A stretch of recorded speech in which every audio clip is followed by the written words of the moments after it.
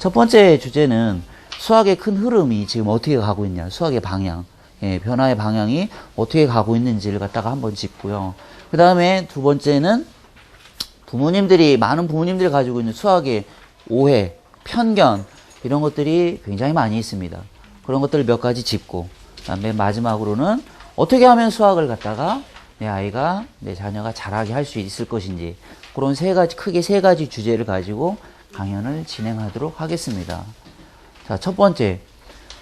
지금 수학의 흐름이 어떻게 가고 있는가, 수학의 방향이, 수학의 흐름과 방향이 달라졌어요. 자, 첫 번째 꼽을 수 있는 게 뭐냐면은, 수학이 스토리텔링으로 변화가 됐다는 것이 가장 큰 변화 중에 하나입니다. 자, 스토리텔링 너무 많이 들어보셨죠?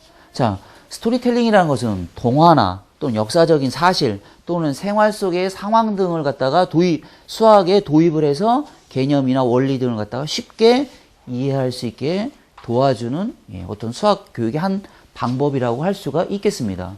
이런 것들, 스토리텔링 방식을 갖다가 도입하는 이유는 간단해요. 아이들이 수학을 어렵지 않고 친근하게 쉽게 접근할 수 있게 배려한 거예요.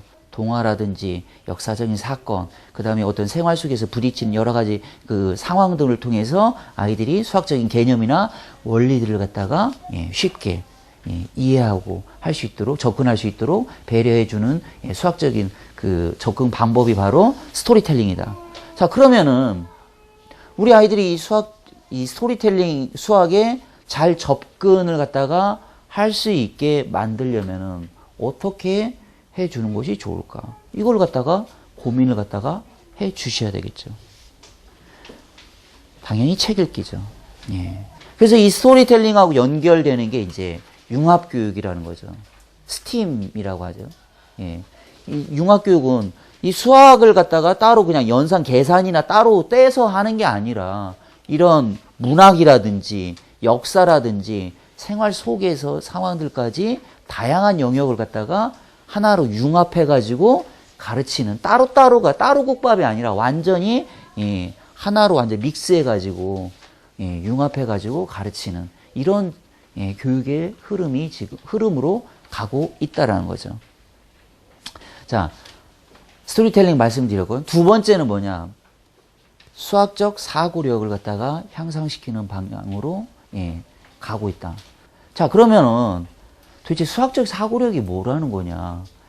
수학적으로 생각하는 힘이에요. 힘인데 도대체 수학적으로 생각하는 힘이 뭐냐? 자, 이런 거예요. 뭐 한 6학년 아이들이 푸는 문제를 한번 생각을 해보죠. 좀 약간 머리가 아프실 수도 있는데. 자, 여기가 10cm고 여기가 10cm다. 다음 빗금친 곳에 넓이를 구하시오. 자, 이런 문제가 있다고 쳐봅시다. 그랬을 때, 자, 이 문제를 갖다가 풀기 위해서는 우리는 어떻게 해야 됩니까? 자, 먼저 문제를 이해를 해야 되겠죠? 도대체가 뭘 구하라는 건지. 이 빗금친 곳에 넓이, 그런 말들을 이해를 해야 되겠죠? 넓이는 넓이를 갖다가 그것까지 설명하면 더 이제 시간이 많이 가니까 생략하고. 자, 넓이를 구하라. 그러면은 이걸 갖다가 이 문제를 풀어내기 위해서는 주어진 조건을 갖다가 분석해 볼 필요가 있어요. 내가 아는 것과 내가 모르는 것, 내가 구하고자 하는 것을 갖다가, 분석을 갖다가 할 줄 알아야 된다는 거죠. 나한테 주어진 조건은 뭔가, 여기가 10cm인 이런 조건들이구나. 그리고 이것은, 부채꼴이구나. 이런 것들을 갖다가 내가 알고 있는 조건들과 내가 모르고 구하고자 하는 조건들을 갖다가 구별해 낼 줄 알고, 자, 이걸 갖다가 해결하기 위해서는 어떻게 해야 될까? 다양한 문제 해결 방식을 갖다가 생각해 낼 수가 있어야 된다는 겁니다. 이걸 어떻게 할 수 있을까? 얘를 갖다가 이렇게 긴 원으로 이렇게 생각을 하고, 원에서 4분의 1 조각이구나. 그럼 이 전체 원은 10 곱하기 3.14니까 곱하기 4분의 1 하면 되겠구나. 요걸 갖다가 이 사각형에서 그걸 갖다가 빼주면, 요 넓이를 빼주면 요게 나오겠구나. 이런 해결 방법을 갖다가 생각해 낼 수 있어야 된다는 거죠. 어떤 문제를 갖다가 부딪혔을 때 내가 그 문제를 잘 이해하고 그다음에 이 문제를 갖다가 해결하기 위해서는 어떻게 해야 되는가 이런 수학적으로 논리적으로 생각하는 수학적인 사고적인 머리가 자꾸 발달을 해야 된다는 겁니다.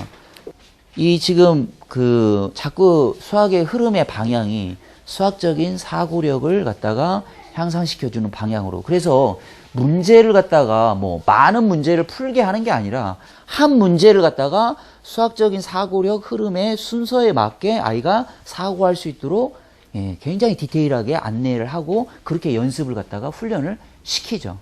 그러다 보니까 자꾸 문제가 서술형 문항이 자꾸 많아지는 거죠.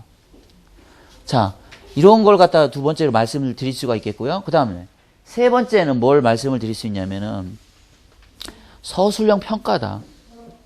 서술형 평가. 문제 패턴이 서술형 평가로 바뀌고 있다. 자, 뭐냐면은 문제 패턴이 자, 1, 2학년 예를 들어보죠.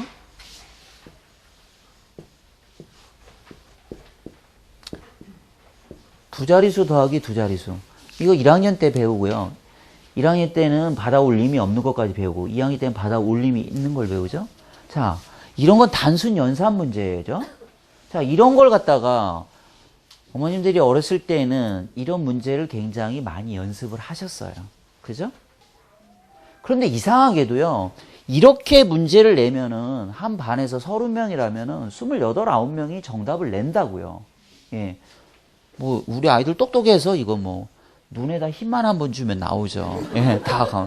예, 뭐 우리 아이들 똑똑해요. 한두 명 손가락 잘못 오므렸다 펴가지고 틀리는 정도예요. 다. 그런데 이걸 갖다 서술형 문제로 내잖아요. 정답자가 20명 이하로 줄어요. 제가 예를 들어 볼게요. 이런 거예요. 어제는 아빠가 사다 동화책을 처음부터 34쪽까지 읽었습니다. 오늘은 27쪽을 더 읽었습니다. 내가 읽은 마지막 동화책 쪽수는 몇 쪽일까요? 이렇게 문제를 내면 정답자가 20명 이하로 줄어요. 왜 그럴까요? 이게 문제 중에 뭐 더하라 빼라 이런 이야기가 없거든요. 그러니까 심지어 어떤 아이는 이걸 빼기로 계산하고 있어요. 이게 이해력인 거죠. 제가 정답자를 한 5명 이하로 줄여볼까요? 아주 간단해요. 조금만 틀면 돼요. 우리 아이들. 조금만. 어떻게 하느냐. 자, 어제는 아빠가 사던 동화책을 처음부터 34쪽까지 읽었습니다. 오늘은 27쪽을 더 읽었습니다. 내가 읽은 마지막 동화책 쪽수는 몇 쪽일까요? 가로 열고 중간에 한 장이 찢어져 나갔습니다. 가로 닫고. 이러면은 대부분 2학년 아이들이 어떻게 하느냐. 찢어져 나갔어? 빼기네. 빼기 1해서 60 이런 식으로 냅니다. 잘 생각하는 아이가 어느 정도냐. 한 장을 두 쪽으로 계산한 거죠. 아, 빼기 2 해서 59. 근데 제가 볼 때는 이것은 이렇게 가야 된다는 거죠. 덧셈 상황으로. 자, 이게요. 찢어져 나갔다라는 게 얼핏 생각하면 빼기죠. 근데 이게 문맥 상황으로 보면은요. 이게 더하기로 가야 된다는 거죠. 이게 완전 이해력과 관련된 행간 읽기가 돼야 된다는 거죠. 근데 2학년 아이들이 이거 이해할 수 있을까요? 네. 이해력 없는 아이들은 맨 엉뚱한 상상이나 하고 있죠. 이게 바로 서술형 문제. 서술형 문제죠. 자, 그런데 제가 말씀드린 서술형 평가라는 건 뭐냐? 이 과정을 다 쓰라는 거예요.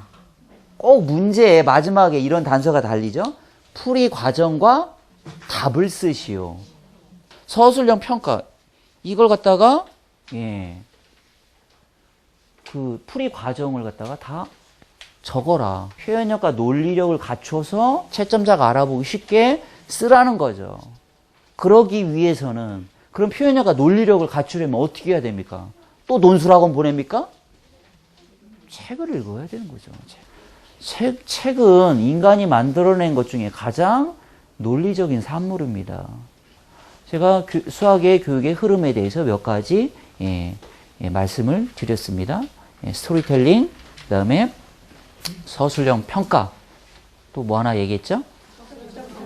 수학적 사고력. 그러면서 제가 스토리텔링과 함께 융합교육도 같이 언급을 드렸습니다. 이런 큰 흐름이 있다는 걸 아시고 아이들, 자녀 수학을 갖다가 접근하시면 좋을 것 같습니다.